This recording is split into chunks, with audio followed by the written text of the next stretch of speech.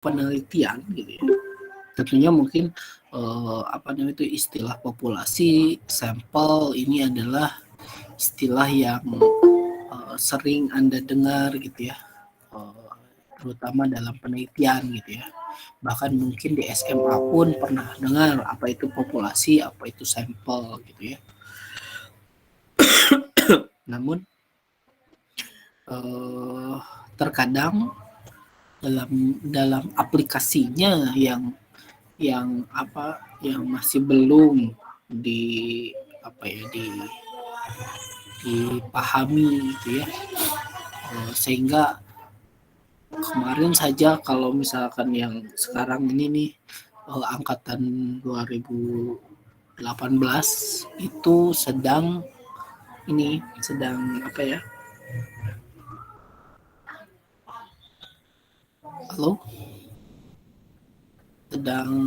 skripsi. Halo, masih ada kah?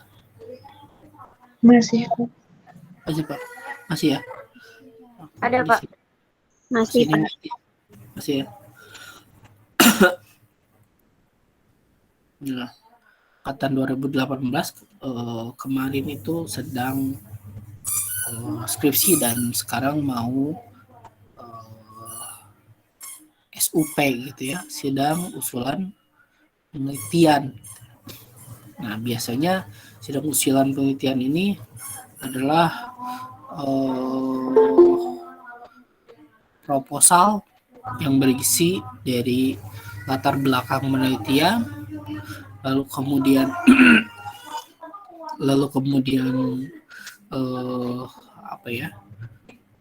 studi literatur, dan yang terakhir adalah metode penelitian gitu ya. Nah, di metode penelitian inilah gitu ya biasanya dicantumkan mengenai populasi dari penelitian yang dilakukan dan sampel penelitian yang diambil gitu. Kira-kira populasinya populasi yang mana gitu ya, dan sampelnya berapa gitu ya, dan bagaimana cara menentukan sampelnya gitu. Dan hampir kebanyakan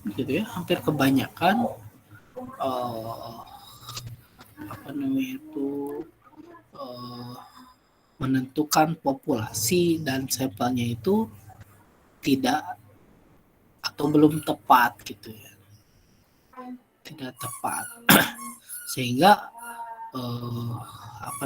penelitiannya pun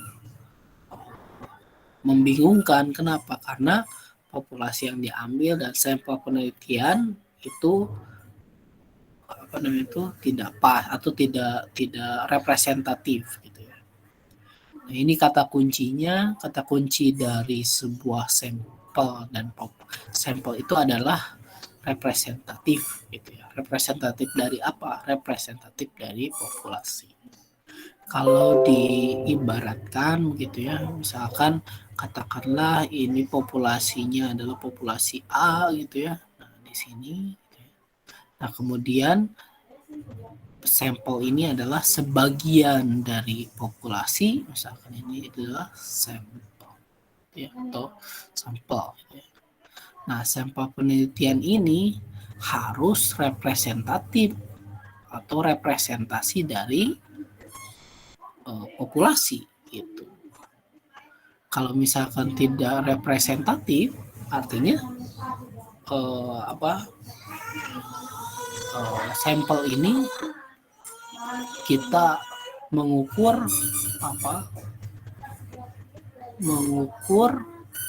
hal yang tidak representatif gitu ya, representatif.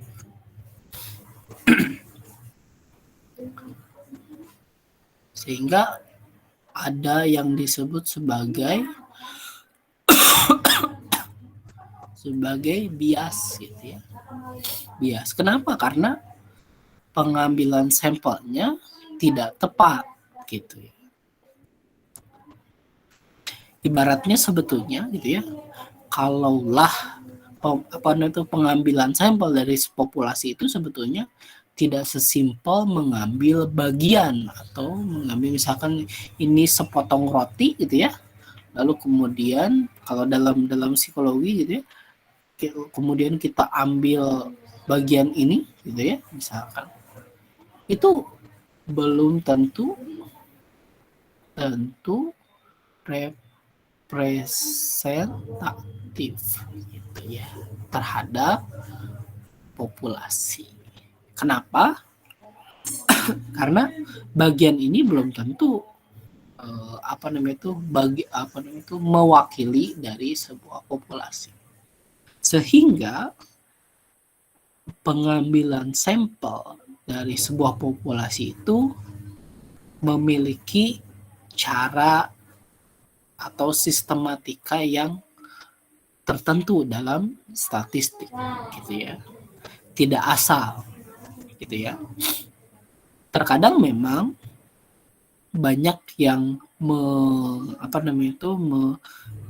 menganalogikan pengambilan sampel dari sebuah populasi ini seperti misalkan nasi goreng katakanlah ya, nasi goreng, lalu ini nasi goreng gitu ya, ini nasi gitu ya, lalu kemudian kan kita kita ambil sebagian dari nasi goreng itu kan sebagai sampel apakah nasi goreng itu sudah rasanya pas gitu ya, pas, tidak terlalu asin dan sebagainya kan gitu ya. Nggak harus kita memakan semuanya dulu gitu ya, memakan nasi goreng itu semuanya gitu ya, untuk mencicipi apakah rasanya udah pas atau belum. Tapi cukup hanya mengambil bagian kecil saja gitu ya, setengah sendok atau misalkan cuma 1/4 sendok saja gitu ya dari nasi goreng itu sebagai sampel dari populasi, dan itu bisa mewakili populasi gitu ya. Nah, banyak dianalogikan seperti itu gitu ya. Karena apa? Karena nasi goreng gitu ya. Nasi goreng itu adalah benda gitu ya, benda mati yang sudah pasti homogen. Nah, gitu ya. Benda mati yang sudah pasti homogen. Misalkan ambil nasi goreng di sini dengan di sini, ya sama representatifnya terhadap populasi nasi goreng itu. Gitu ya. Begitupun kalau darah misalkan. Darah kan nggak harus dikeluarkan semua darahnya. Cukup hanya mengambil 1 mili gitu ya, atau 1 cc saja misalkan untuk menentukan golongan darah A, B, C, D, E gitu ya. Golongan A, B, A, B, C nggak ada ya golongan darah C. A, B, O, misalkan AB gitu ya. Untuk menentukan golongan darah kan nggak harus semua darahnya dikeluarkan gitu ya. Tapi cukup hanya 1 cc misalkan atau 20 cc misalkan saja yang diambil dari darah kita itu. Tidak harus semuanya. Kenapa? Karena darah yang ada di tangan dengan darah yang ada di pundak, dengan darah yang ada di otak, darah yang ada di bagian di jantung dan sebagainya itu ya sama. Gitu ya, homogen. Sehingga 1 cc saja gitu ya, 1 cc saja itu dapat representatif mewakili dari keseluruhan darah yang dimiliki seseorang. Gitu. Banyak yang menganalogikan seperti itu gitu ya, terkait sampling ini. Gitu ya. Kenapa? Ya karena bendanya mati. Sedangkan bagaimana penerapannya pada benda hidup gitu ya. Benda hidup seperti manusia. Ya. Kalau manusia kan terkadang misalkan meskipun di dalam satu wilayah itu ada misalkan ada 100.000 atau 100.000 manusia gitu ya, kita ambil satu, misalkan ambil satu, ambil dua, gitu ya, itu belum tentu, gitu ya, belum tentu mewakili dari si 100.000, karena misalkan yang ini itu tidak sama dengan manusia-manusia lain, karena ada yang disebut sebagai individual differences gitu ya, atau perbedaan individu.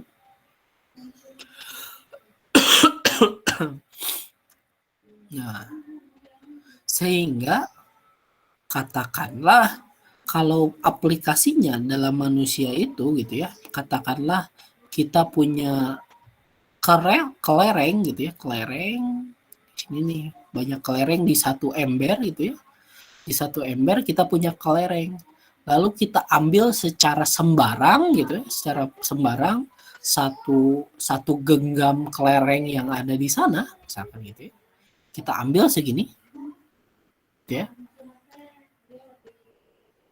itu tidak atau belum tentu mewakili.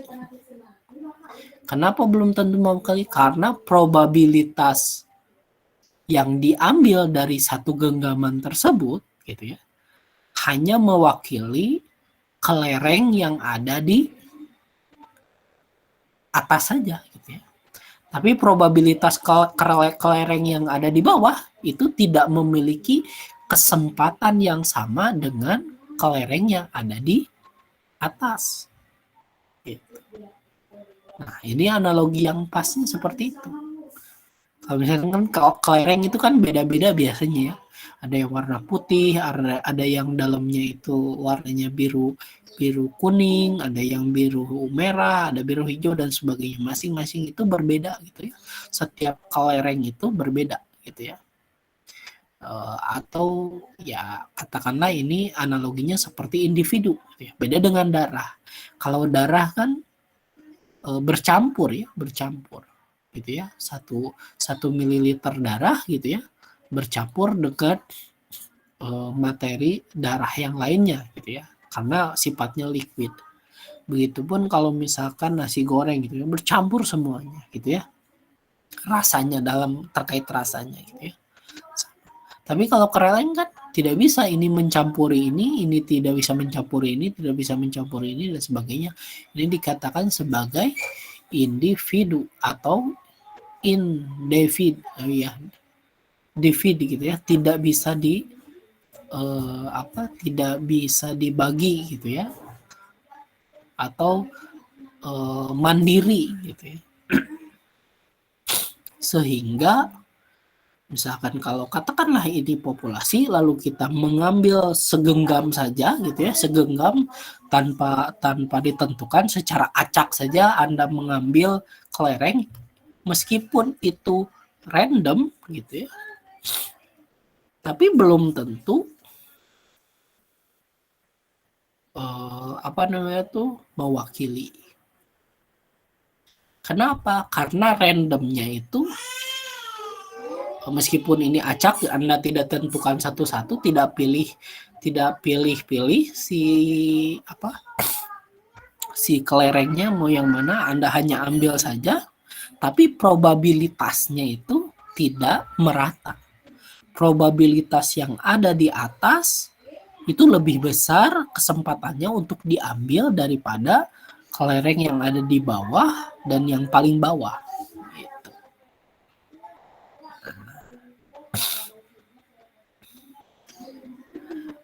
Cukup dipahami nggak?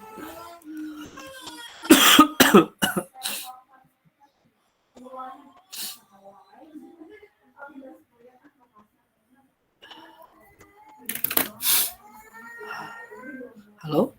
Iya, Pak. Masih ada ya? Masih ada? Ada Pak. Iya Pak. Masih Pak. Oke. Masih Bapak. Takutnya, Masih Pak. ya. Takutnya ini wifi saya di rumah terganggu, jadi nggak ketahuan kalau oke ya. Cukup dipahami. Jadi pengambilan sampel itu seperti dalam sebuah populasi adalah sampel itu adalah sesuatu yang mewakili representasi dari sebuah populasi, gitu ya. Namun pengambilan sampel itu tidak bisa secara sembarangan kita ambil begitu saja. Kenapa? Karena kalau dalam ilmu sosial, gitu ya, khususnya dalam ilmu psikologi, gitu ya, kita mengenal individual differences, gitu ya, atau perbedaan individu. Nah, faktor perbedaan individu inilah yang sangat menentukan kenapa kita harus mempertimbangkan probabilitas atau kemungkinan seseorang untuk mendapatkan kesempatan yang sama, untuk dipilih sebagai sampel penelitian, gitu ya. Jadi sehingga pengambilan sampel dalam sebuah populasi di ilmu sosial itu tidak seperti pengambilan sampel dalam ilmu eksak, gitu ya, atau misalkan ilmu-ilmu yang berkaitan dengan seperti misalkan kedokteran terkait dengan misalkan sampel darah, gitu ya, nggak harus ya secara random saja, gitu ya, yang keluar saja, gitu. Itu sudah representatif. Atau misalkan di ini, gitu ya, di masakan, gitu ya, ambil saja 1 sendok itu sudah mewakili. Atau misalkan sup, ambil saja 1 sendok sudah mewakili atau representatif, gitu.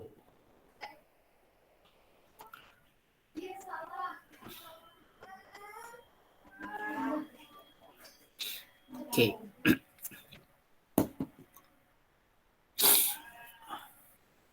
Nah, namun dalam ilmu sosial, gitu ya, kita tidak bisa secara langsung mengambil sampel dari sebuah populasi. Kenapa? Tidak bisa serandom mengambil darah. Kenapa? Karena probabilitas di setiap populasi itu harus terwakili dalam pengambilan sampel. Kita lanjut. Sebelum kita jauh membahas mengenai sampel, maka kita membahas dulu mengenai populasi.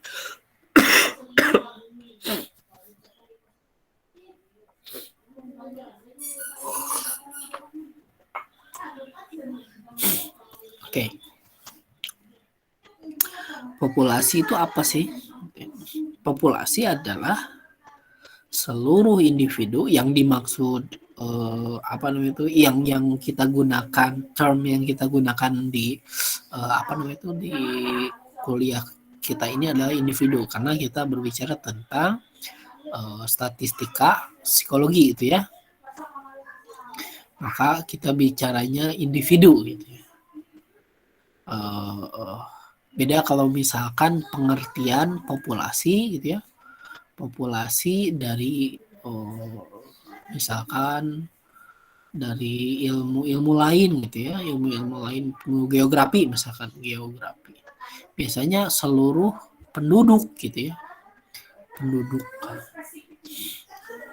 Kenapa seluruh penduduk, gitu ya? Nah, karena di sini tidak hanya orang, gitu, tidak hanya orang, tapi juga bebek, gitu ya, kambing, itu juga masuk pada penduduk kan, gitu ya.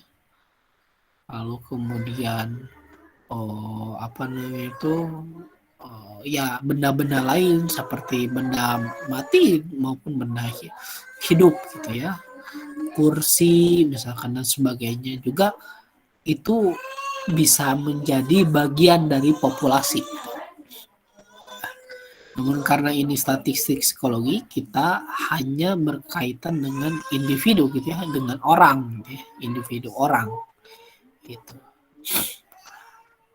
Populasi ini adalah seluruh individu yang dimaksudkan untuk diselidiki gitu ya. Misalkan menyelidiki tingkat kecemasan orang Indonesia, sehingga populasinya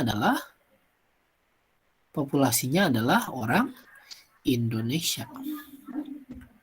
Indonesia itu yang mana ya? Yang dari Sabang sampai Merauke gitu ya. Dari Sabang sampai Merauke itu orang Indonesia gitu ya. Jadi yang diselidiki itu yang mana ya? Setiap orang yang ada di Indonesia gitu ya. Yang ada 270 juta kalau nggak salah ya. 270 juta ya kurang lebih gitu ya. 270 juta penduduk gitu ya. Indonesia yaitu populasinya. Yang dimaksudkan itu misalkan tingkat kecemasan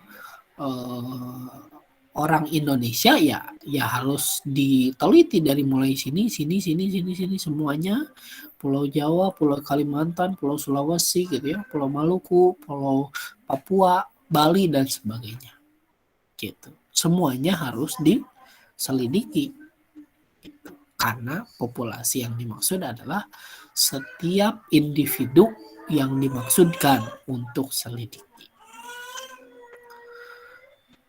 Nah, yang populasi juga gitu ya dapat berarti bahwa sejumlah individu yang paling sedikit mempunyai satu sifat yang sama. Misalkan orang Indonesia, ini kan sifatnya gitu ya. Orang Indonesia. Artinya yang diambil adalah populasinya orang Indonesia. Atau bisa misalkan penelitiannya tentang misalkan tingkat kecemasan atau tingkat stres, misalkan tingkat stres orang Jawa, misalkan orang Jawa. Jadi populasinya adalah orang Jawa saja. Populasinya adalah orang Jawa saja. Gitu. Misalkan. Artinya sifatnya sama, orang Jawa misalkan. Lalu kemudian misalnya tingkat stres remaja, nah remaja di Bandung misalkan, di Bandung. Nah, ya yang diambil adalah populasi yang ada yang memiliki kualifikasi atau memiliki sifat remaja dan berada di Bandung. Itu populasinya. Itu yang paling sedikit mempunyai satu sifat yang sama. Nah, sifat yang dimaksud adalah sifat kodrati, gitu ya, sifat bawaan. Misalkan seorang remaja, kualifikasi remaja kan ya nature gitu ya, ya setiap orang akan mengalami remaja gitu ya. Jadi tidak bisa Anda melewat dari anak-anak langsung dewasa kan gitu ya. Ya ada masa-masanya dan itu kodrati saja. Gitu ya. Lalu terlahir di Bandung misalkan, atau terlahir di Indonesia, atau terlahir di Jawa, itu kan kodrati gitu ya. Tidak bisa Anda memilih gitu ya. Saya remaja di Bandung itu populasinya gitu. Remaja atau misalkan apa ya yang kodrati misalkan laki-laki perempuan misalkan ya perempuan stres remaja laki-laki di Bandung misalkan gitu. Itu adalah populasi sebenarnya, populasi laki-laki yang remaja yang ada di Bandung itu masih populasi gitu ya. Atau misalkan apa ya misalkan tingkat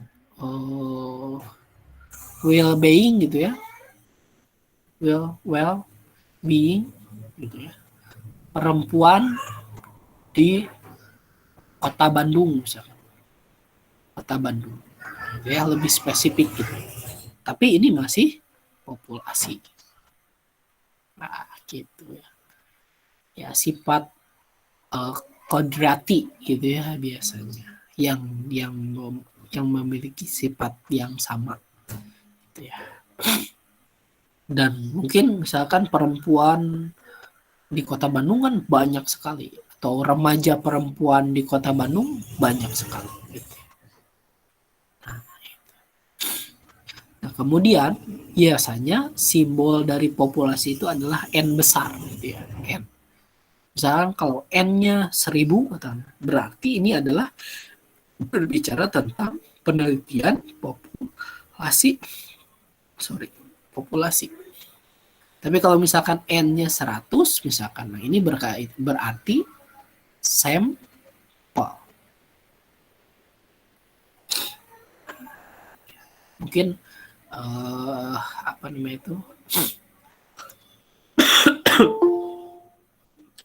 mudah ya untuk dicerna gitu ya, terkait dengan populasi. Nah, jangan sampai nanti Anda penelitian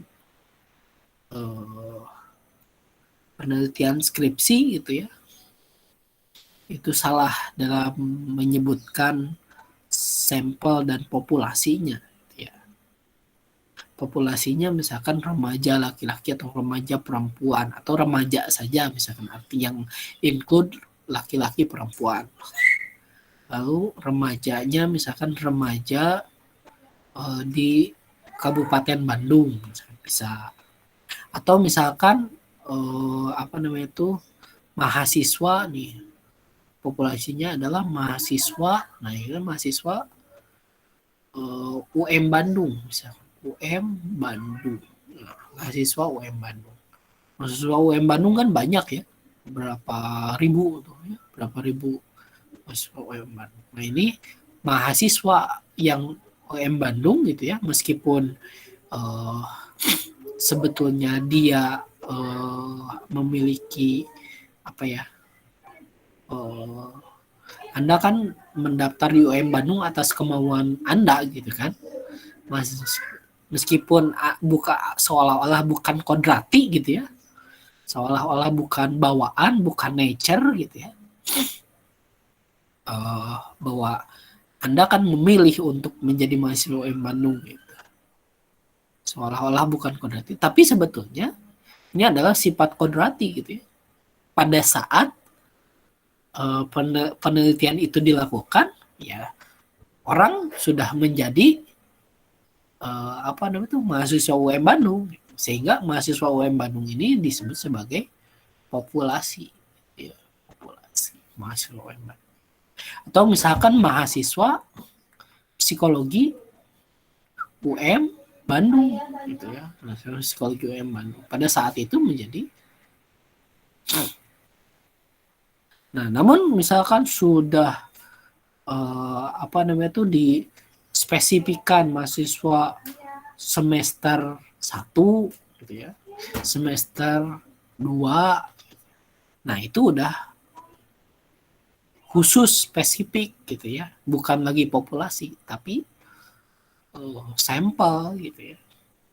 Karena apa? Karena seseorang bisa dalam waktu 6 bulan berpindah dari semester 1 ke semester 2, semester 2 ke semester 3 dan seterusnya gitu ya. Jadi bisa secara langsung apa namanya itu bisa secara tiba-tiba berpindah status, sehingga itu bukan. Tapi kalau mahasiswa psikologi UM Bandung kan setidak-tidaknya 4 tahun Anda menjadi mahasiswa UM Bandung setidak-tidaknya gitu ya, atau 3,5 tahun gitu ya. Tidak mudah berubah lah gitu ya. Dan tidak mudah berubah ini bersifat kodrati gitu ya. Nah, itu adalah populasi. Nah, kemudian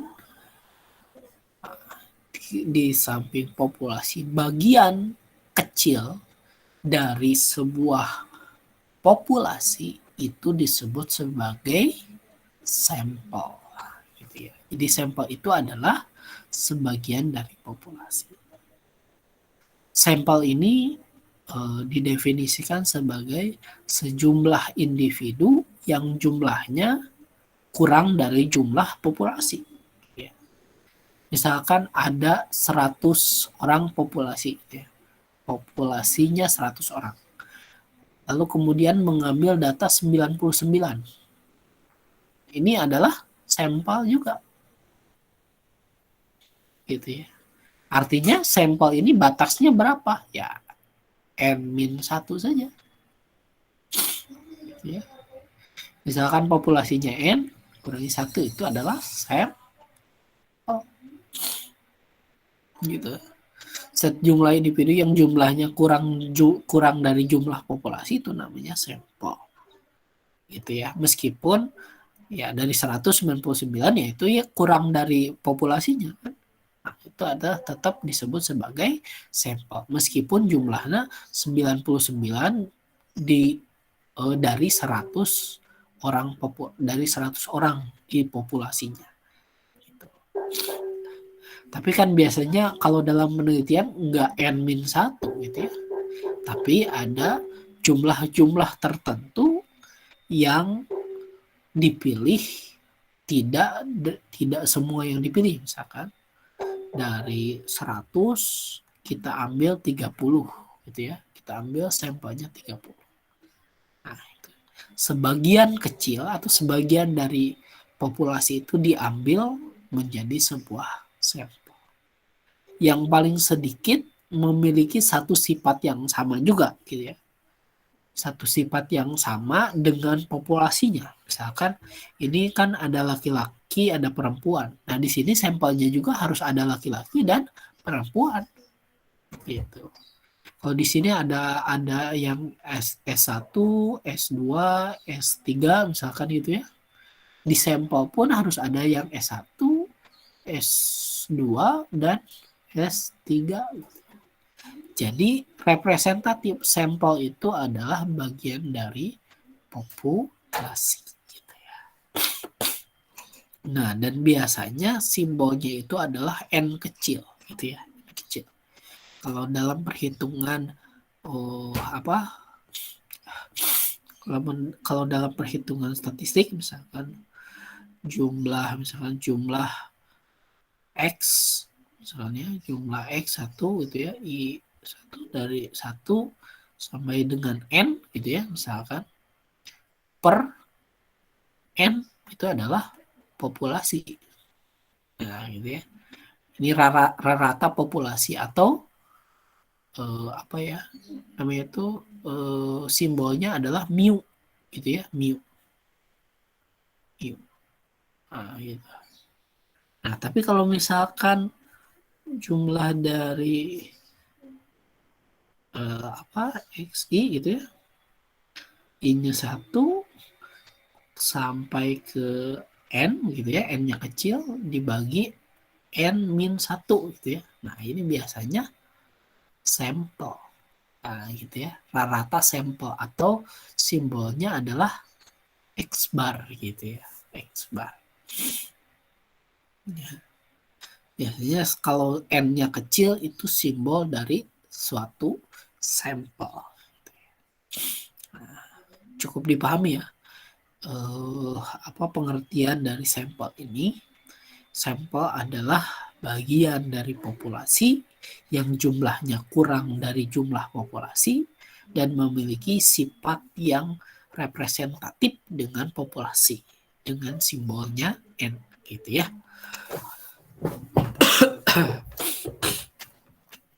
Nah, kita lanjut ya. Nah, kenapa sih sebetulnya kita harus menggunakan sampel dalam sebuah penelitian? Gitu ya. Biasanya karena ada pertimbangan hal-hal ini, gitu ya. Pertama, pertimbangan mengenai waktu. Ya, kalau dalam konteks ini adalah penelitian, gitu ya. Penelitian, maka berkaitan dengan waktu gitu ya. Kalau misalkan kita penelitiannya terhadap populasi gitu ya, seperti sensus gitu ya. Gitu ya. Kalau penelitiannya terhadap penelitian terhadap populasi disebutnya sebagai sensus, gitu ya, sensus. Nah, seperti misalkan sensus penduduk Indonesia, gitu ya, yang disensus atau yang diambil datanya bukan sampel, tapi seluruh seluruh penduduk Indonesia didata, gitu ya, sensus. Tapi kan sensus itu biasanya mengambil waktu yang cukup banyak gitu ya. Sebentar ya.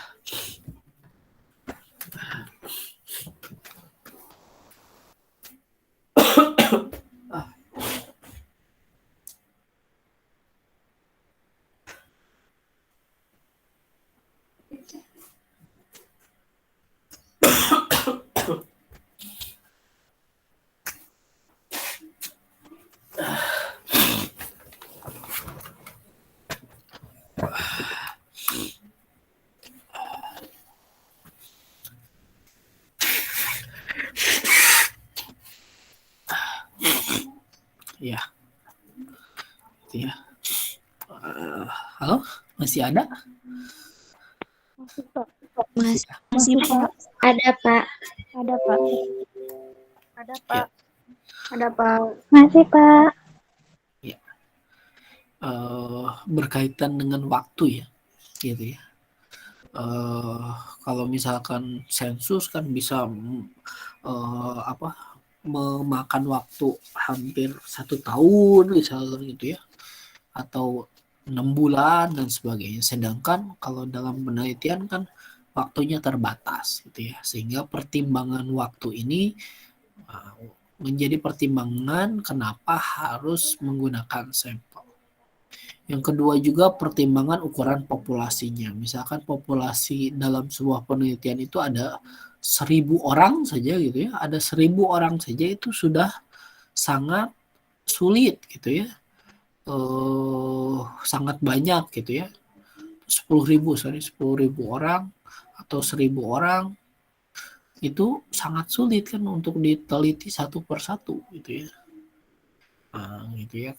Sehingga untuk tidak harus gitu ya kita ambil penelitian itu terhadap seukuran populasinya, cukup mengambil dengan sampel gitu ya, karena dengan teknik-teknik sampel tertentu meskipun hanya mengambil berapa persen gitu ya, itu mewakili dari 1.000 ataupun 10.000 ataupun 100.000 itu ya ukuran populasinya. Kalau Anda pernah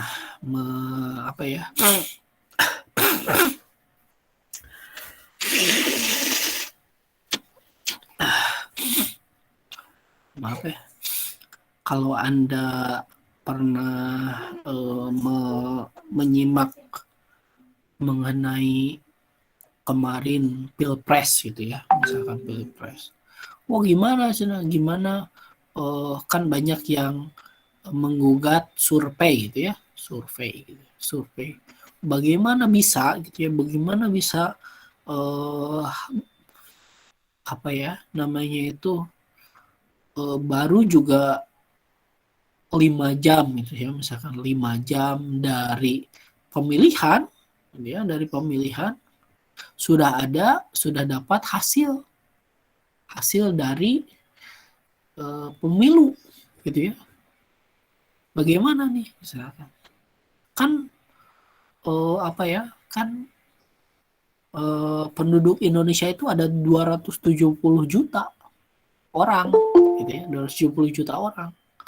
Tapi kenapa dalam waktu 5 jam gitu ya, hasil survei sudah ketahuan. Gitu kan? Banyak yang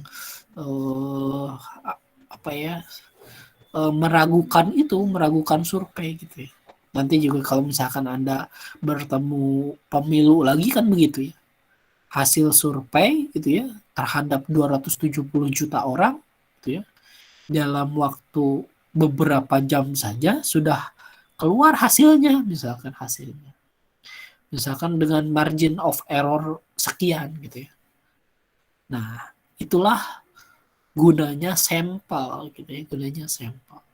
Selama sampel itu representatif dengan populasi gitu ya, ukuran populasi sebesar apapun, mau 10.000, mau 100.000, mau 270 juta gitu ya, kalau sampelnya memadai gitu ya, kalau sampelnya cukup, misalkan sampelnya di ini secara teliti, yaitu dapat representatif gitu ya, representatif sampelnya.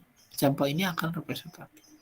Sehingga sampel yang sedikit ini menjadi sangat praktis untuk mengambil keputusan dari sejumlah populasi yang sangat besar gitu.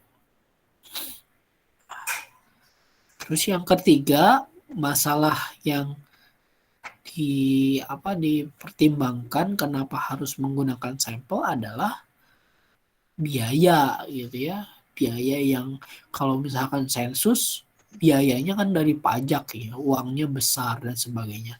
Tapi kalau misalkan penelitian skripsi atau penelitian tertentu, ya biayanya sangat sedikit gitu ya. Biayanya tidak memadai.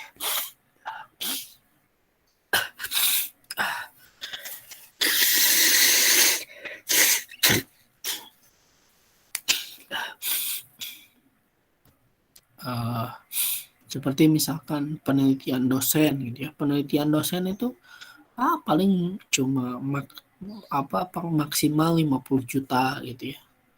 50 juta itu untuk sebuah penelitian itu sangat kecil gitu ya. Karena apalagi penelitiannya berkualitas sebagainya, sangat kecil. Artinya pertimbangan biaya, apalagi kalau misalkan penelitiannya harus ke populasi kan, sangat tidak memungkinkan sekali gitu ya. Sehingga penggunaan sampel ini menjadi sangat praktis untuk efisiensi biaya gitu ya. Yang selanjutnya adalah percobaan yang sifatnya merusak. Artinya ada sebuah penelitian yang sifatnya eksperimen gitu ya. Eksperimen. Nah, sebuah eksperimen ini kan tidak mungkin kita memberikan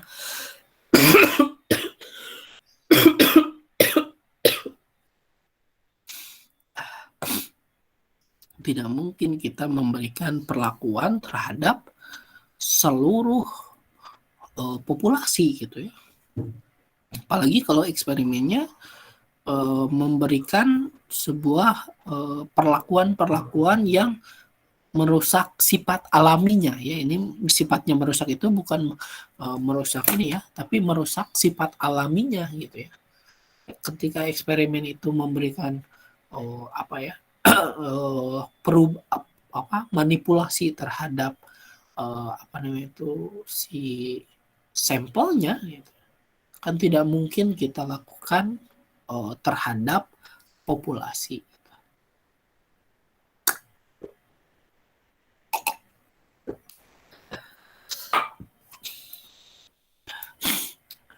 Terus kemudian alasan ekonomis ya seperti tadi ya, alasan biaya atau misalkan ya lebih terjangkau kalau menggunakan sampel. Yang kemudian yang terakhir faktor ketelitian gitu ya. Ketelitian artinya ketika dalam sampel yang relatif sedikit gitu ya, ketelitian kita itu jauh lebih tinggi daripada kita meneliti terhadap populasi yang ukuran populasinya besar gitu ya. Ketelitiannya bisa menjadi berkurang karena sangat banyak sekali. Sehingga penggunaan sampel ini menjadi sangat penting dan sangat praktis gitu ya dalam proses penelitian. Nah, kira-kira kita berbicara tentang kalaulah misalkan kita praktisnya menggunakan sampel dari sebuah populasi tertentu, kira-kira berapa sih jumlah sampel yang bisa dikatakan mewakili dari populasi tertentu gitu. Nah, untuk menentukan jumlah sampel gitu ya, jumlah sampel ini ada beberapa cara gitu ya, banyak cara. Sebenarnya banyak sih caranya gitu ya. Cuman saya berikan 2 saja gitu ya. Yang pertama menggunakan rumus Slovin, yang kedua menggunakan rumus dan tabel Stephen Isaac dan William Michael gitu ya. Ada yang lain, ada yang nomogram, ada yang lain lah gitu ya. Banyak rumus dan banyak tabel yang bisa Anda gunakan untuk mendapatkan jumlah sampel. Tapi yang paling paling mudah sih menurut saya, paling mudah digunakan adalah menggunakan rumus Slovin dan rumus Stephen Isaac dan William Michael gitu. Rumus Slovin ini untuk menentukan sampel itu adalah populasi dibagi 1 ditambah populasi dikali tingkat error gitu ya, derajat error kuadrat gitu, derajat error kuadrat. Di sini adalah derajat error kuadrat. Artinya begini. Biasanya dalam sebuah penelitian gitu ya, terutama penelitian sosial gitu ya, kita menentukan derajat error dari sebuah hasil penelitian. Biasanya kalau misalkan penelitian eksak gitu ya, penelitian eksak, penelitian kedokteran, penelitian farmasi dan sebagainya, itu menetapkan tingkat errornya itu adalah 1%, gitu ya, 1% atau 0,01 ya, atau 1%. Kenapa 1%? Karena ya hasil penelitian itu harus 99% kan dipercaya gitu ya. Harus 99% dipercaya. Misalkan obat A misalkan itu 99% efektif gitu ya. Efektif terhadap untuk mengobati flu misalkan. Efektif untuk mengobati flu.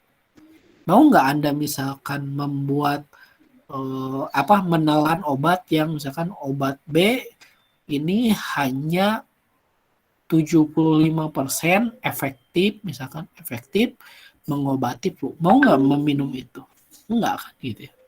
Nah, makanya biasanya di penelitian eksak yang benda biasanya gitu ya, yang benda itu derajat errornya itu hanya 1% atau kesempatan errornya itu adalah 1%.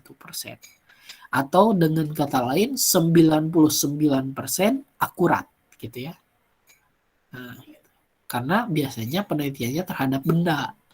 Misalkan obat, lalu kemudian diagnosa darah dan sebagainya, itu kan selalu tidak pernah 100%. Ya, coba dilihat itu ya. Tidak pernah ada sebuah penelitian yang 100% akurat gitu ya. Atau 100% tanpa error gitu ya. Nah, nggak ada. Pasti ada errornya meskipun cuma 0,01. Karena memberikan kesempatan kesalahan pada ini meskipun cuma 1%. Karena kan ya manusia pasti ada errornya dong gitu ya. Manusia pasti ada kesalahannya gitu ya. Nah, namun di dalam penelitian sosial, dalam hal ini juga dalam penelitian psikologi gitu ya, psikologi atau yang berkaitan dengan manusia, itu biasanya kesempatan errornya itu lebih besar daripada eksak, yakni 0,05 atau 5% gitu ya. Dengan kata lain, penelitian-penelitian psikologi atau penelitian-penelitian sosial secara umum gitu ya, derajat tingkat kepercayaannya itu adalah 95%. Artinya ada kesempatan 5% error gitu ya. Kesempatan 5% error. Artinya yang di sini itu errornya adalah 0,05 gitu. Nah, jadi yang kita pegang adalah yang ini ya. Kalau di psikologi yang ini. Boleh nggak misalkan 0,01? Ya boleh saja, tapi itu tidak mungkin. Kenapa? Karena tingkat errornya itu jauh lebih, variansi error di dalam ilmu psikologi atau dalam ilmu sosial itu lebih besar. Kenapa lebih besar? Ya karena tidak hanya faktor si peneliti, tapi juga faktor subjek. Misalkan subjek sedang merasa sakit ketika diteliti, misalkan, atau subjek pernah mengalami hal tertentu, misalkan. Nah, itu ada banyak error-error yang memungkinkan untuk masuk ke dalam penelitian, sehingga toleransinya itu diperbesar menjadi 5% kalau dalam bidang ilmu sosial atau bidang psikologi.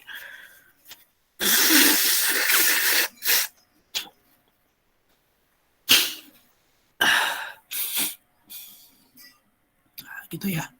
Sehingga yang error di sini gitu ya, error kuadrat di sini adalah misalkan n ya, kita coba ya.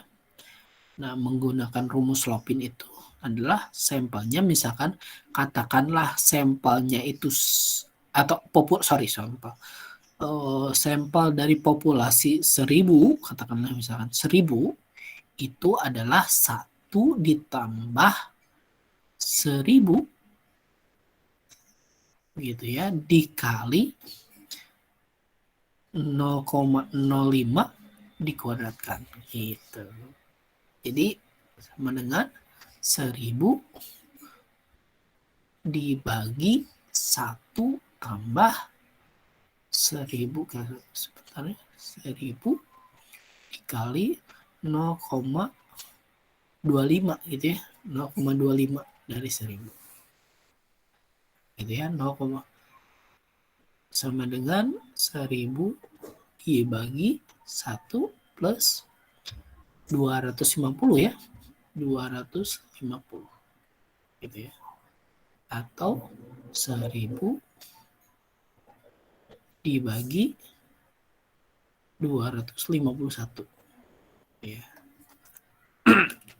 Berapa tuh? 1000 dibagi 251.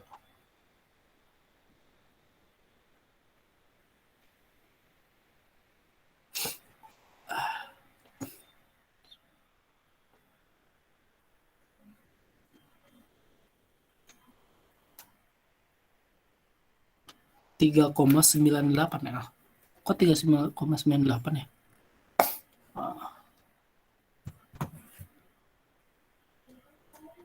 Sorry 0,25 salah ya. Aduh.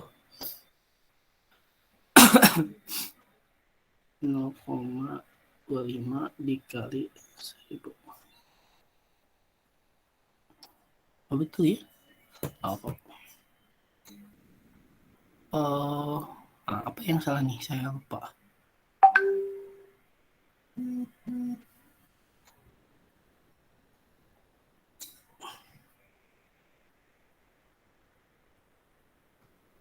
Oh, salah ya. Ini tuh bukan 0,25 ya. 0,025 gitu ya. Gitu ya harusnya. Sorry. Salah ya. Mohon maaf. Jadi tidak konsen ya. Ini salah ya. 0,025 gitu ya. Harusnya begitu ya.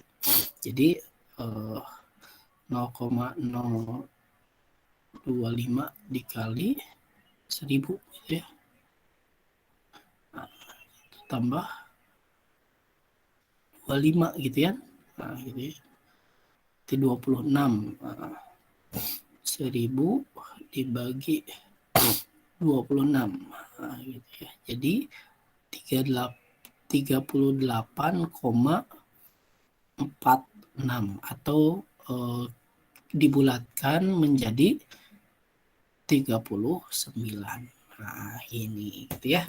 Jadi berapa sih apa namanya tuh sampel dari populasi 1000 itu, yakni menggunakan rumus Lopin adalah 39. Jadi tidak usah kita meneliti pada 1000 orang gitu ya. Tapi penelitiannya cukup pada 39 orang. Nah, cukup pada 39 orang.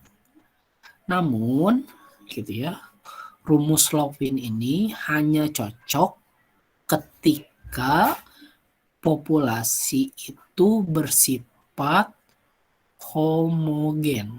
Nah, gitu ya, bersifat homogen. Gitu ya. Nah, kalau misalkan sifatnya heterogen gitu ya, heterogen ini laki-laki perempuan, lalu kemudian selain laki-laki perempuan ada S1, S2, S3 gitu ya. Atau misalkan ada SD, SMP, SMA, lalu kemudian ada faktor lain, itu kan jadi heterogen gitu ya. Tapi kalau misalkan 1000 yang ada di Bandung laki-laki semua, atau misalkan 1000 yang ada di misalkan barak TNI, misalkan di barak TNI laki-laki semua biasanya gitu ya. Terus kemudian sama gitu ya, semuanya sama. Nah, itu boleh. Dari 1000 orang TNI itu hanya diambil 39 orang. Kenapa? Karena hampir homogen gitu ya. Ini, gitu. Jadi rumus Lopin ini ketika populasi Anda itu homogen. Nah, gitu ya. Boleh menggunakan rumus Slovin. Nah, namun kalaulah data atau misalkan populasi Anda heterogen gitu ya, heterogen, lebih baik menggunakan Stephen Isaac dan William Michael gitu. Jadi rumus Stephen Isaac dan William Michael ini perkaliannya melibatkan nilai chi kuadrat gitu ya, atau chi square gitu ya, chi-square. Nah, kalau chi-square ini biasanya berkaitan dengan pertimbangan normalitas data. Sebetulnya tidak ini formulanya itu ya, sampel menurut Stephen Isaac dan William Michael, di mana ini adalah nilai chi kuadrat dengan derajat kebebasan 1, yakni 3,841 gitu ya. Kalau misalkan Anda lihat di tabel chi-square gitu ya, Anda bisa searching saja tabel chi-square gitu ya. Dengan derajat kebebasan 1 itu nilainya misalkan dari derajat kebebasan 1, lalu kemudian tingkat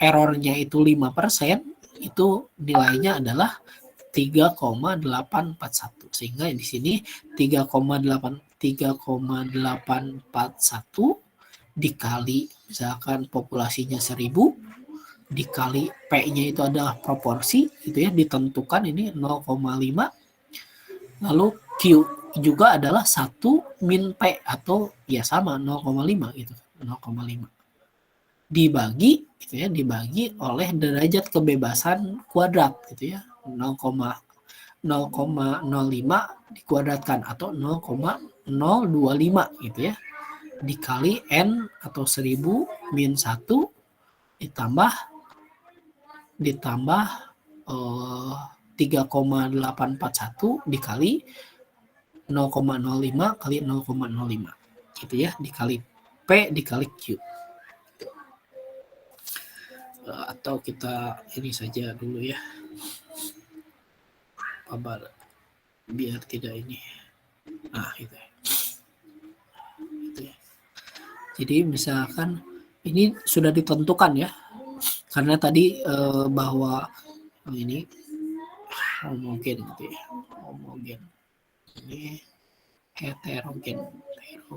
Nah, kita tentukan misalkan katakanlah apa namanya itu N dari atau populasi penelitiannya adalah mahasiswa Universitas Muhammadiyah Bandung misalkan.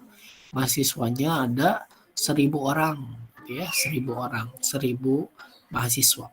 Nah, lalu kemudian sampelnya berapa? Sampelnya adalah 3,841 dikali 1.000 gitu ya, dikali 0,5 dikali 0,5 gitu. Dibagi derajat D-nya itu adalah derajat error gitu ya, derajat error gitu ya adalah 0,05 dikuadratkan dikali 1.000 dikurangi 1 gitu ya, ditambah 3,841 dikali 0,5 dikali 0,5 gitu. Sehingga di sini kalau kita lihat kalau kita operasikan itu berapa tuh? Nah, itu ya. Nah, sebetulnya kita tidak perlu susah-susah menghitung menggunakan rumus ini karena kita punya tabel ini, tabel Stepan-Isaac gitu ya. Nah, tabel Stepan-Isaac ini, nah ini misalkan tadi populasinya 1.000 gitu ya, derajat errornya 5%, nah kita memiliki angka 336. Nah, di sini 336. Gitu. Jadi sebetulnya untuk sampel yang mewakili populasi dari 1.000 itu berapa sih yang kita harus ambil, yakni 336 orang gitu. Itu kalau derajatnya 5% ya. Tapi kalau derajatnya misalkan 10% gitu ya, 10% berarti 0,1 itu ya, 0,10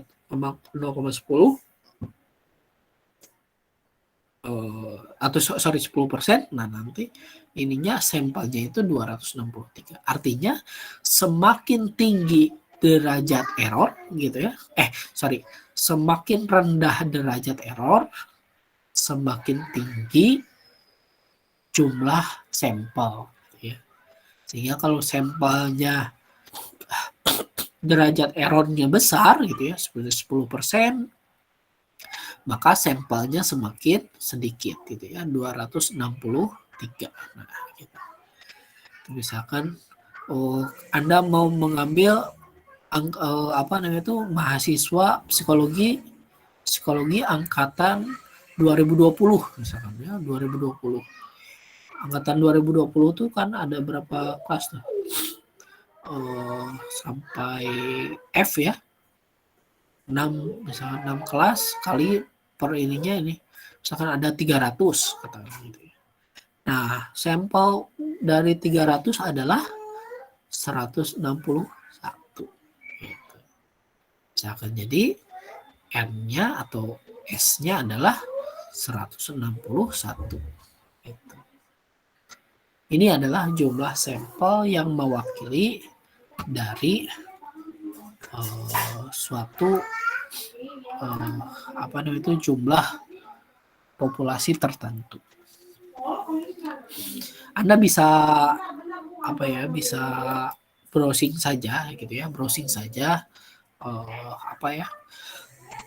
tabel ini banyak gitu ya, tabel Stepan-Isaac. Stepan-Isaac gitu ya. Cari saja gitu ya. Nah, banyak nanti. Nah, nanti Anda bisa lihat populasinya berapa. Kalau Anda lihat di sini ketika populasinya mulai membesar gitu ya, misalkan 10.000 atau 100.000 dengan 150.000 dengan 250.000, ini sampelnya cenderung stabil gitu ya, 348.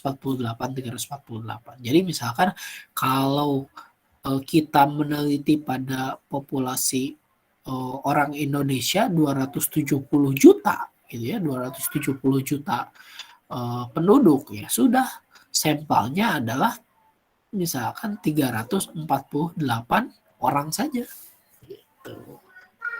Kita ambilnya sampelnya 348. Ini cukup bisa mewakili terhadap populasi 270 juta orang. Nah, inilah ajaibnya statistika gitu ya. Ajaibnya statistika adalah kita bisa mengestimasi suatu kebenaran itu dengan menggunakan teknik yang memudahkan kita gitu.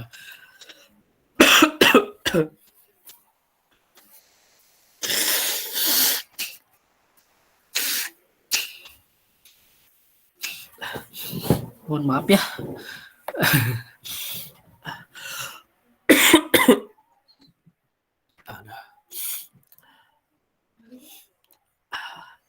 Ini penentuan jumlah sampel gitu ya. Nah, nanti Anda kalau misalkan membuat sebuah penelitian, membuat skripsi gitu ya, jangan lupa gitu ya mengambil menentukan sampel teh asal aja gitu ya. Kan biasanya begitu ya. Misalkan mengambil sampelnya adalah Anda mengirimkan Google Form kepada banyak orang gitu ya. Lalu kemudian sedapatnya Anda itu Anda gunakan sebagai sampel gitu ya. Itu boleh tidak ya? Boleh-boleh aja, tapi sebetulnya tidak bisa tidak representatif sebetulnya gitu ya. Kan namanya juga sampel. Misalkan Anda dapat, meskipun Anda dapat datanya 1000 data gitu ya. Ya, sebetulnya jangan dipakai 1000-1000-nya gitu ya. Tapi pilih secara random 348 data saja gitu ya. Misalkan cukup. Seperti itu. Atau misalkan Anda ketahui populasinya kisaran berapa gitu ya. Nah, Anda gunakan berapa ininya gitu ya, jumlah datanya.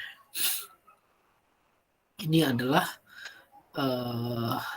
penentuan jumlah sampel dalam sebuah penelitian.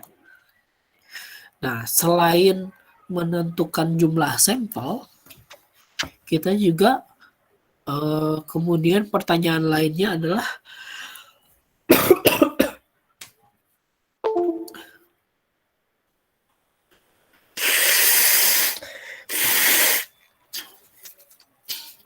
selain menentukan jumlah sampel, pertanyaan lainnya, bagaimana kita memilih 348 orang ini gitu ya. 348 orang ini yang mana saja, siapa saja. Gitu ya, siapa yang kita pilih dari 348 orang ini, siapa saja yang kita pilih. Nah, itu ada tekniknya ya. Yakni disebut sebagai teknik sampling. Nah, teknik sampling ini secara umum ada dua. Ada probability sampling dan ada non-probability sampling. Nah, probability sampling ada 4, ada simple random sampling, ada proportionate stratified random sampling, ada disproportionate stratified random sampling, dan ada cluster sampling atau area sampling gitu ya. Itu yang probability atau yang disebut sebagai random sampling lah gitu ya, random sampling ya. Biasa dikenal gitu, atau kita katakan probability sampling karena setiap orang memiliki probabilitas untuk dijadikan sampel. Nah, tapi sampling juga ada non probability gitu ya. Kalau misalkan Anda penelitian yang yang representatif itu biasanya menggunakan probability sampling.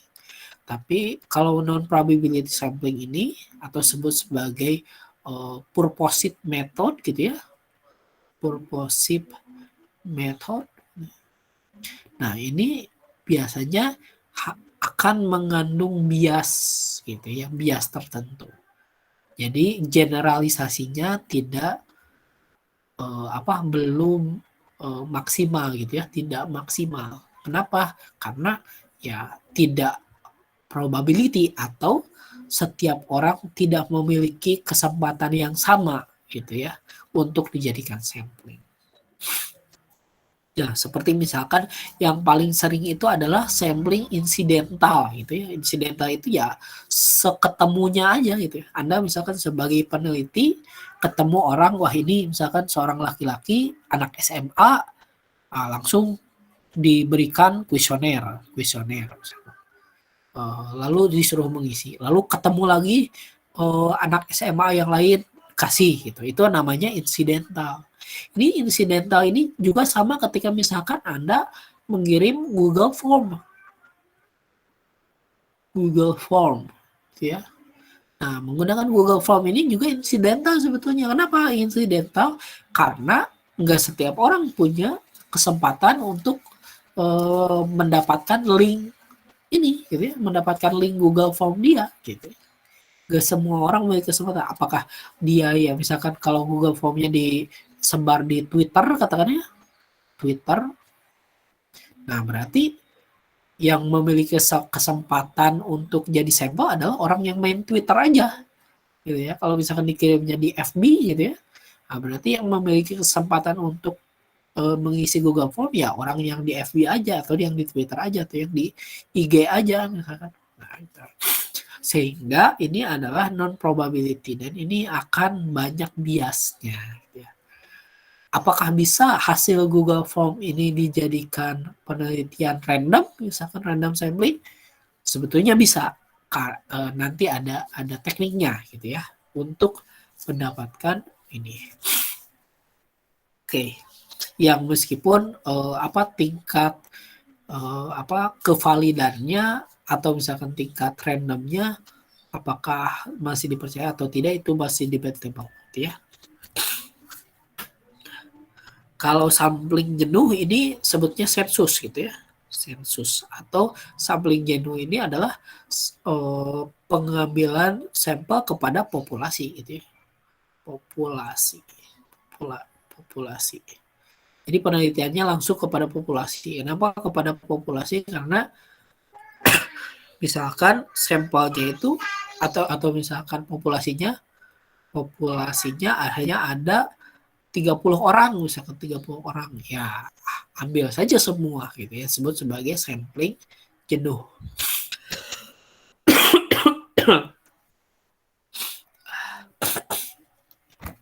Aduh. Masih mengikuti kuliah saya? Masih, Pak. Masih, Pak. Oke, lanjut ya. Nah, dipilih. Nah, yang kita bahas adalah ini, yang ini gitu ya, simple, proportionate, disproportionate, area, lalu sistematis. Nah, kalau kuota ini nggak usah kita bahas ya. Sampling kuota ini misalkan ya Anda punya kuotanya penelitiannya untuk 500 orang atau misalkan tadi 348 orang ya. Siapa aja pokoknya ketika udah masuk 348 baru selesai gitu ya. Kuotanya 348 ya siapa aja yang masuk gitu ya. Yang memenuhi angka 348 baru setelah itu stop gitu ya. Itu ada sampling kuota. Itu juga non probability gitu ya. Kalau sampling purposive itu yang memiliki kriteria tertentu seperti misalkan pernah mengalami skizofrenia misalkan atau dia pernah mengalami depresi misalkan, mengalami depresi selama lebih dari 3 bulan misalkan, mengalami depresi lebih 3 bulan dan sebagainya. Jadi purposive gitu ya. Jadi sampelnya adalah dia yang memiliki karakteristik tidak natural tertentu gitu ya. Mengalami depresi atau misalkan pernah mengalami kecelakaan, pernah mengalami ini adalah sampling purposive atau purposive sampling gitu. Ya. Lalu kemudian nanti kita bahas snowball sampling. Ya. Nah, simple random sampling ini gitu ya. Yang pertama adalah teknik sampling gitu ya, yang peneliti hanya memilih secara acak gitu ya, tanpa memperhatikan strata.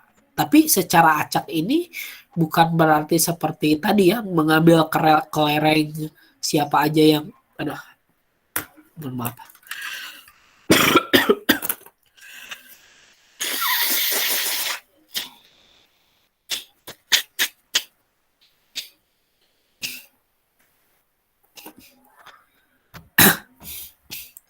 Jadi random sampling yang secara acak di sini itu bukan berarti seperti mengambil kelereng yang ada di ember gitu ya. Hanya mengambil aja secara acak, nggak begitu ya. Tapi ada teknik-teknik tertentu gitu ya.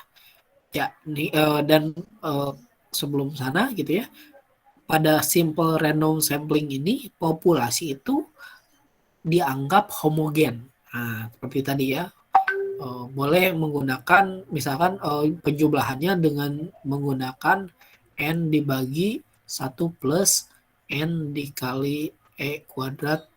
Ini seperti ini gitu ya sampelnya, karena samplingnya homogen gitu ya. Lalu kemudian caranya bisa secara random aja dengan cara mengundi dengan cara tabel random atau menggunakan Excel gitu ya. Nah, menggunakan undian itu misalkan katakanlah kita punya 300 mahasiswa gitu ya. Mahasiswa sebagai sebagai populasi gitu ya. Populasi. Jadi Anda dapatkan daftar dari 300 mahasiswa gitu ya. Anda tulis di kertas misalkan nomor urut 1, di kertas urut 2 dan seterusnya gitu ya, dan seterusnya. Lalu Anda gulung-gulung gitu ya. Gulung-gulung masukin toples. Masukin toples gitu ya. Misalkan di sini ya gitu ya. Toples lalu kemudian kocok-kocok gitu ya. Kocok keluar urutan 23 misalkan. Nah, ini dijadikan sampel. Terus kemudian urutannya, kemudian si angka 23 ini dimasukkan kembali ke sini. Dimasukin ke toples lagi gitu ya. Kenapa harus dimasukkan ke toples? Karena agar probabilitasnya, misalkan ini ada 300 mahasiswa, probabilitasnya tetap 1 dibanding 300 gitu. Jadi kalau misalkan ini tidak dimasukkan kembali ke toples, nanti 1 dibanding 299 gitu. Jadi probabilitasnya berubah. Jadi dari 1 dibanding 300 jadi 1 dibanding 299. Sehingga ini dimasukkan kembali ke ini. Hanya dicatat misalkan sampel yang pertama adalah mahasiswa nomor 23. Terus kemudian kita kocok-kocok lagi, muncul misalkan mahasiswa nomor 52. Masukkan lagi ke, nah itu dengan cara undian gitu ya. Sampelnya misalkan kita bisa lihat di sini 300 itu berapa nih? 300 ini adalah 161. Sehingga nanti sampai urutan misalkan ini kan mahasiswa ke-1, mahasiswa kedua, mahasiswa ketiga, sampai mahasiswa ke 161. Misalkan mahasiswa 161 dapat misalkan undian ke mahasiswa ke 272. Nah, ini mahasiswa ke 162, 272. Gitu. Ini dengan cara undian. Nah, gitu ya. Jadi dikocok lah gitu ya, kalau misalkan Anda pernah pernah arisan kan begitu ya. Nah, arisan kocok yang pertama siapa, yang kedua siapa, yang ketiga siapa. Nah, itu boleh menggunakan simple random sampling. Populasinya dianggap homogen. Misalkan kita katakanlah misalkan mahasiswa psikologi, boleh lah gitu ya, dianggap homogen gitu ya. Mahasiswa psikologi aja gitu ya. Misalkan atau mahasiswa yaitu tadi mahasiswa angkatan 2020 gitu ya. Angkatan 2020 kan sama hampir sama usianya, lalu kemudian hampir sama belajarnya, hampir sama tekanannya gitu ya. Kita anggap homogen. Itu bisa kita gunakan seperti itu. Atau yang kedua menggunakan tabel random. Tabel random ini kita coba. Sorry.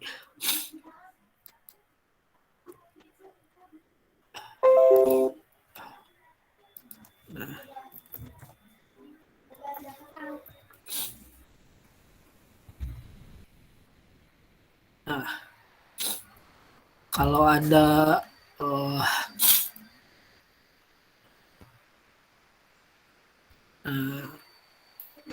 kita bisa lihat di sini ada tabel random gitu ya. Nah, gitu. Tabel angka random. Nah. Kelihatan ya? Belum, Pak. Belum, belum. Pak. Belum ada, Pak. Belum ada ya, sorry. Nah, ini nih. Anda bisa apa namanya itu di buku-buku statistika atau bisa searching di Google juga ada tabel random gitu ya. Nah, tabel random ini semacam kayak gini gitu ya. Nah, gitu. Caranya bagaimana menggunakannya? Anda print dulu gitu ya.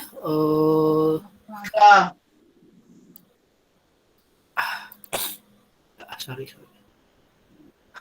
Anda print dulu tabelnya gitu ya. Lalu simpan di bawah gitu ya. Lalu kemudian Anda jatuhkan pensil gitu ya. Jatuhkan pensil atau pulpen di atas kertas ini gitu ya. Nah, nanti misalkan jatuhnya ke sini, misalnya. Jatuhnya ke 1. Nah, gitu ya. Nomor misalkan 1, Anda ambil ke kiri. Nah, 6 berarti yang pertama adalah yang nomor 16 gitu ya, nomor 16. Lalu Anda ambil ke bawah nomor 67 gitu ya. Lalu kemudian ke kiri lagi nomor 74, ke bawah nomor 47, nomor 77, nomor 71, nomor 19, nomor 93. Nah, seperti itu. Misalkan kita pindahkan dulu ya.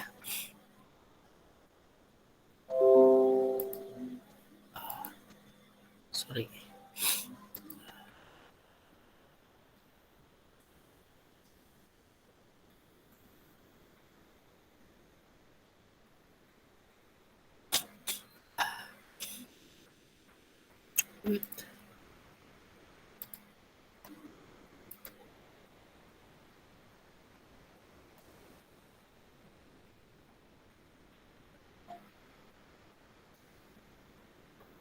Nah,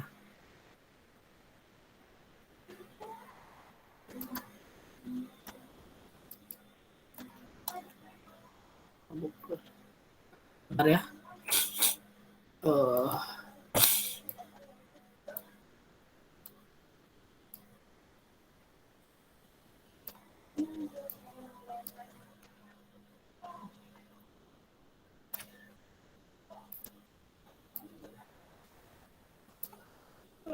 Wait.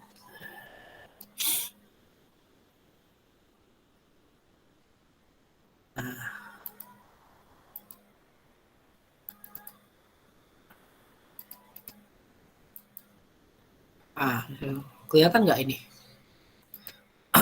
Udah muncul belum?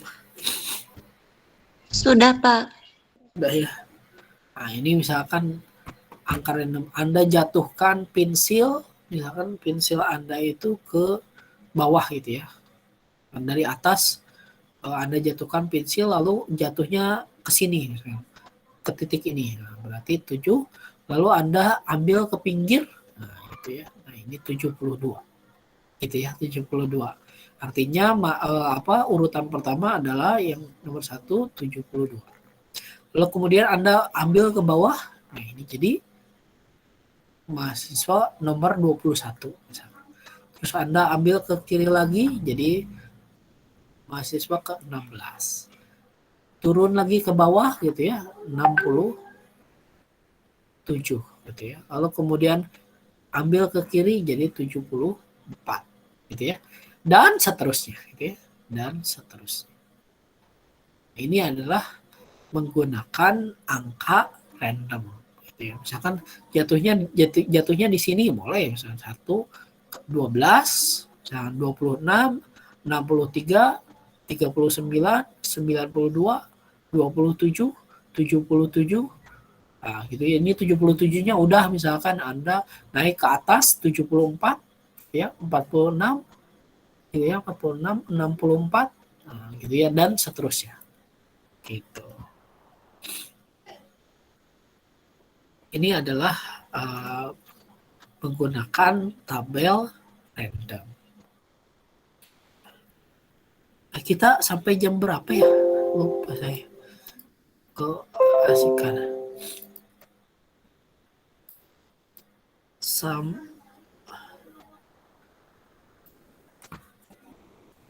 Sampai 3.30. sampai jam 3 ya? Iya. Betul ya? Sampai jam 3 ya? Maaf. Ya 15 menit lagi.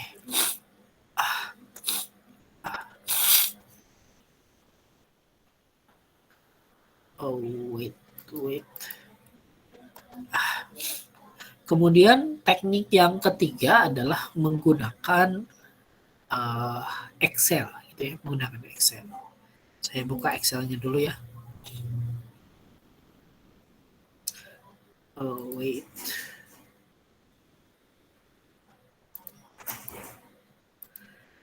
Misalkan ada data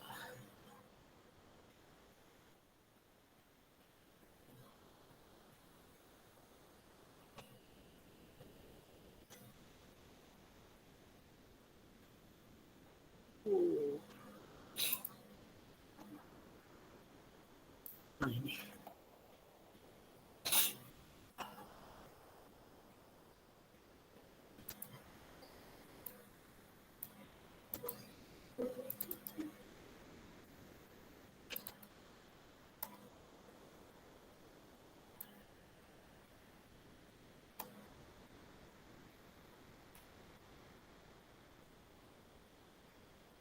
Udah muncul kah? Belum, Pak. Sudah? Belum? Belum. Belum. Wait.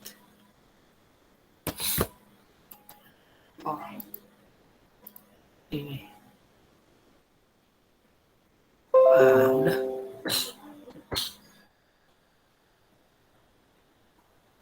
Udah belum? Sudah, Sudah, Pak. Pak. Sudah ya. Ini katakanlah misalkan Anda lihat ya. Nah, ini biar besar gitu ya. Yang besar ini adalah nomor.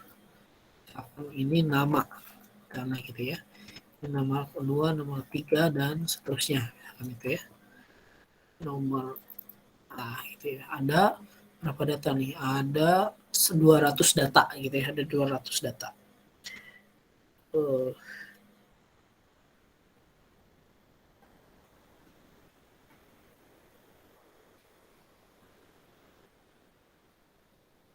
Wait.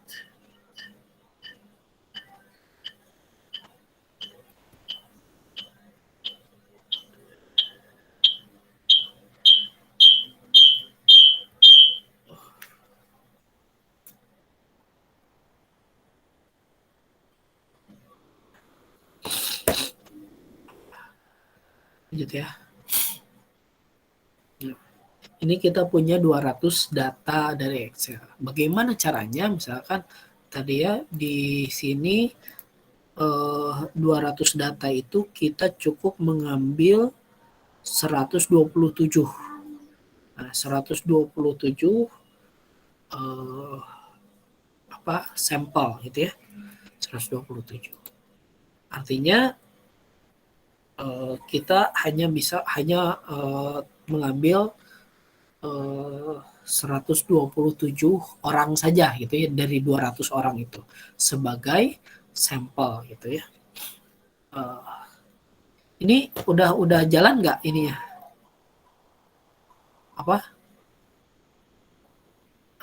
Anda melihat saya ini ya? Lihat Pak. Ini randomnya gitu ya. Caranya bagaimana? Adalah dengan cara misalkan dengan formula sama dengan ya. Lalu kemudian RAND gitu ya. Anda klik RAND lalu kemudian Anda kurung tutup. Seperti itu. Kelihatan ya formulanya? Soalnya di sini belum kelihatan. Oke. Nah, random gitu ya. Lalu kemudian enter. Nah, ini. Lalu kemudian Anda drag dari atas ke bawah. Gitu ya, di drag ke bawah. Nah, ini seperti itu. Nanti akan muncul angka randomnya, gitu ya, angka randomnya. Tadi n-nya adalah sama dengan 200 ya, 200. Lalu sampelnya itu hanya kita ambil 127, gitu ya, 127. Bagaimana nih caranya Anda mengambil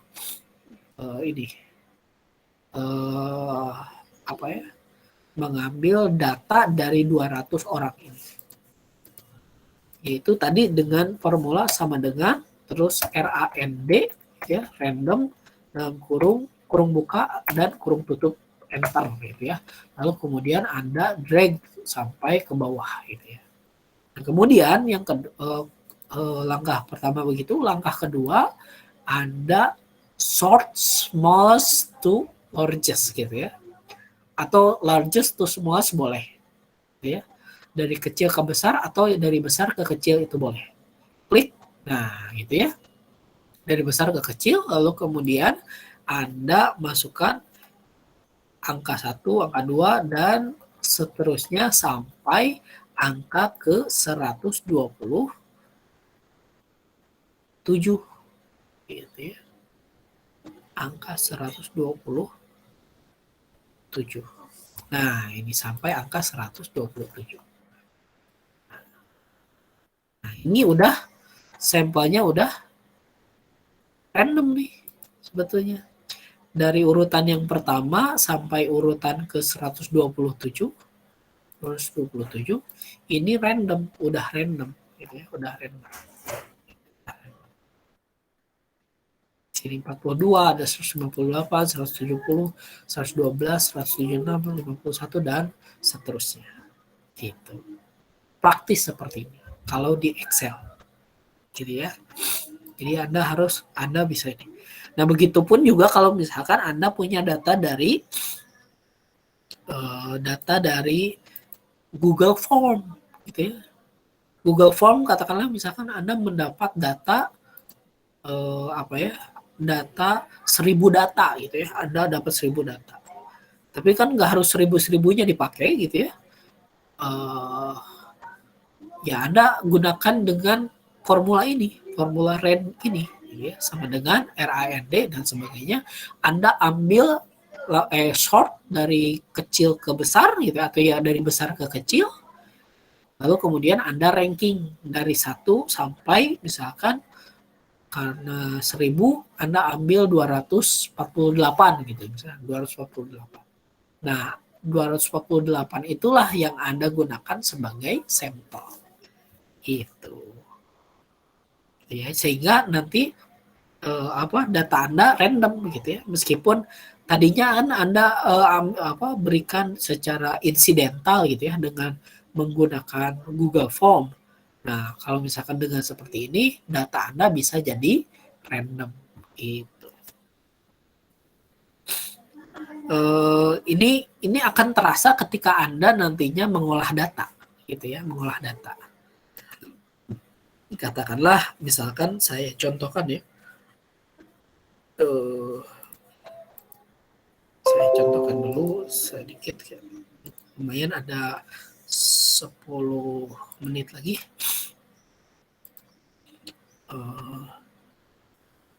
Wait. Ya. Data.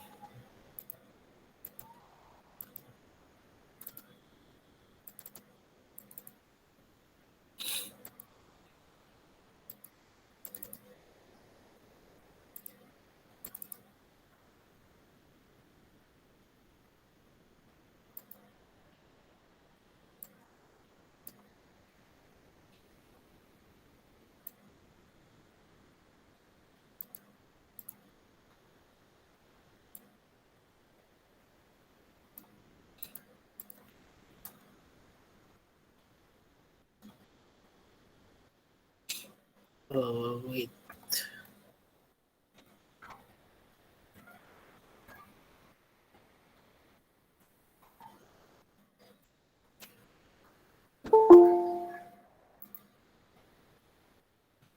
Mana ya datanya?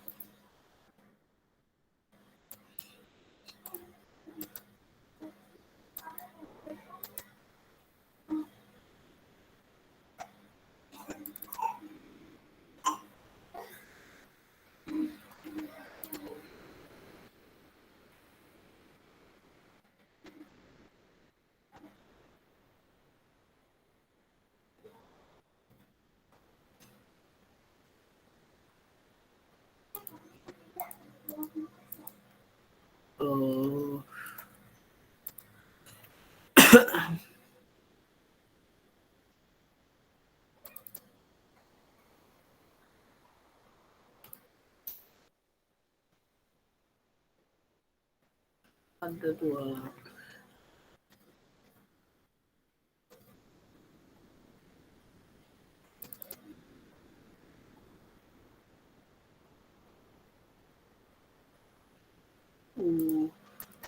Mana ya? Betul ya.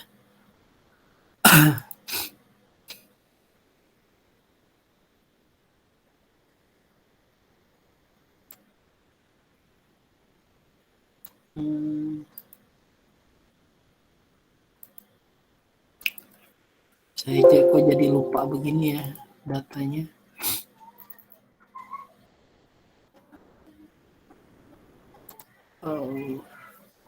Udahlah, nggak apa-apa, ini aja deh.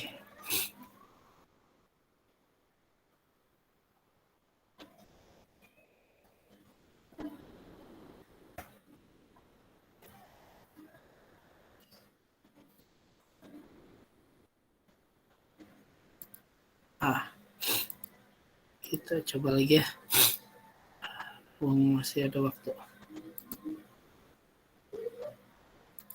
Share. Udah kelihatan ya? Sudah, Pak. Udah ya. Nah, ini misalkan saya punya data seperti ini gitu ya. Kemudian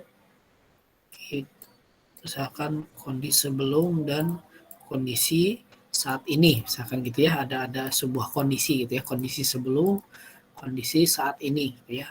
Ini datanya ada berapa nih? Ada 296 data gitu ya, 296 data. Nah, dari 296 katakanlah ini populasi gitu ya, dan usia dan sebagainya gitu ya. Kemudian saya ambil misalkan uji normalitas gitu ya, datanya di SPSS katakanlah SPSS. Saya dapatkan distribusi normal atau tidak gitu ya.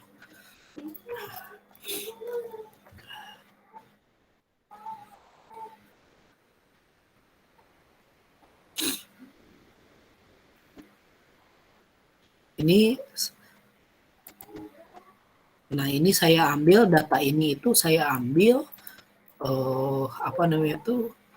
secara sembarang saja menggunakan Google Form gitu ya, menggunakan Google Form. Katakanlah saya copy di ini di SPSS variabel 1 dan variabel 2. Kelihatan ya SPSS-nya? Lihat, Pak. Gitu ya. Variabel 1 dan variabel 2. Lalu saya analisis, lalu kemudian explore gitu ya. Masukkan ke dependent list gitu ya. Statistik, lalu kemudian nah ini normality plots with test gitu ya. Nah ini continue dan oke. Kita uji apakah datanya normal tidak. Nah di sini kita bisa lihat datanya itu adalah tidak normal, signifikansinya kurang dari 0,05. Artinya datanya itu tidak normal, gitu ya. Datanya tidak normal, gitu ya. Datanya tidak normal. Lalu kemudian saya coba, katakanlah saya coba membuat ini secara random, gitu ya. Mengambil data secara random. Ini dari 296, gitu ya. 296 katakanlah sama ya, 300 aja ya, 300. Seolah-olah 300. Jadi saya ambil saya ambil 161 sampel saja gitu ya. Sampelnya 161 dengan RAND ya. Ini kemungkinannya agak kecil karena datanya sedikit ya. Kalau data banyak misalkan 1000 itu memungkinkan. Tapi kita coba saja apakah datanya akan jadi normal atau tidak ketika di random. Ya, random lalu kemudian kita drag ke bawah sampai bawah gitu ya. Lalu kemudian kita ranking. Ya, kita ranking. Misalkan ini dari kecil ke besar. Nah, gitu ya, dari kecil ke besar. 1, 2, 3. Nah, gak apa-apa ini berubah-ubah gak apa-apa. Yang penting kita sudah dapat data 161.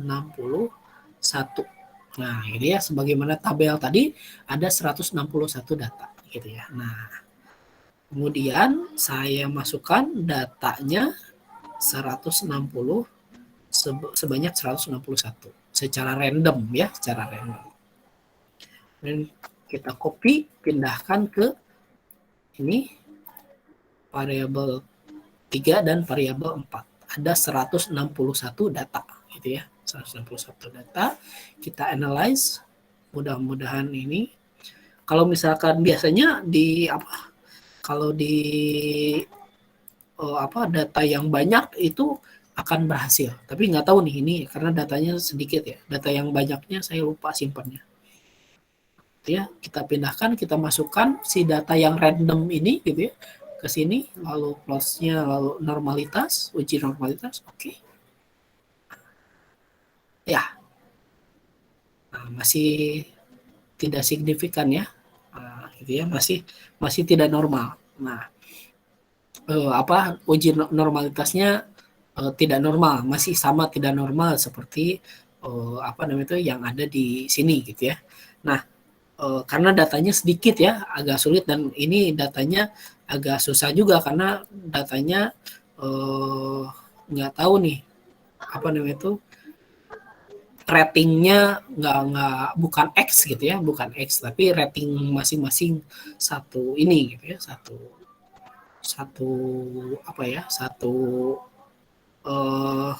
satu pertanyaan lah gitu ya. Jadi sehingga bukan seperti kuesioner. Kalau kuesioner kan jumlah dari seluruh data gitu ya, jumlah dari seluruh data jadi X. Biasanya kalau misalkan yang kita ambil datanya data X gitu ya, data X, data penjumlahan dari kuesioner gitu ya, bukan dari ini, bukan pilihan dari satu pertanyaan saja. Nah, nanti ketika misalkan di random seperti itu gitu ya, datanya yang asalnya tidak normal nanti akan jadi normal.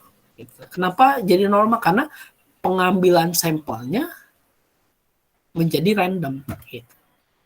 Nah, tingkat probabilitas seseorang untuk mengambil untuk memilih itu menjadi random karena setiap orang jadi memiliki kesempatan yang sama gitu. Seolah-olah begitu. Meskipun tidak.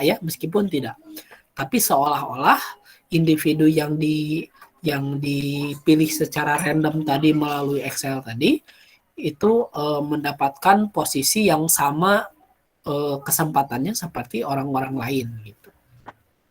Sehingga datanya memungkinkan untuk berdistribusi normal gitu. Ya. Waktunya sudah habis ya. Sudah jam 3. Kita cukupkan sekian saja pertemuan kali ini.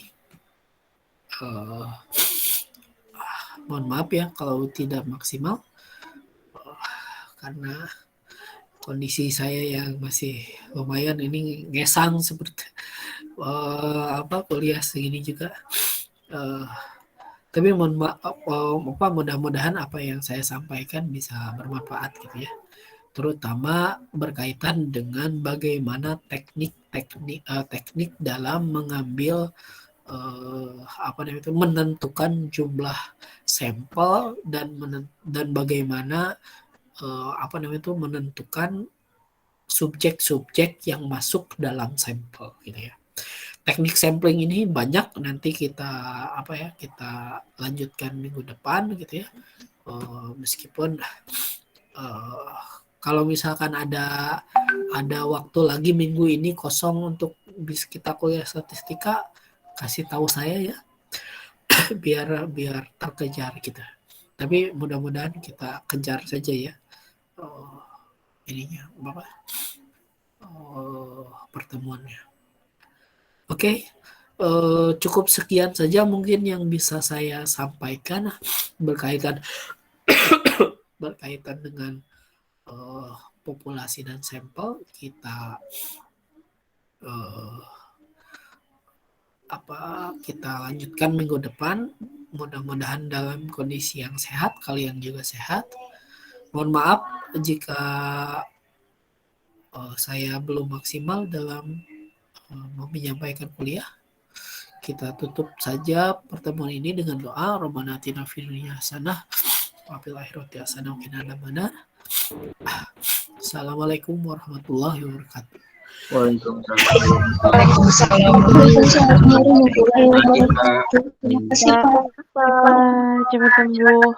Cepat sembuh. Cepat sembuh.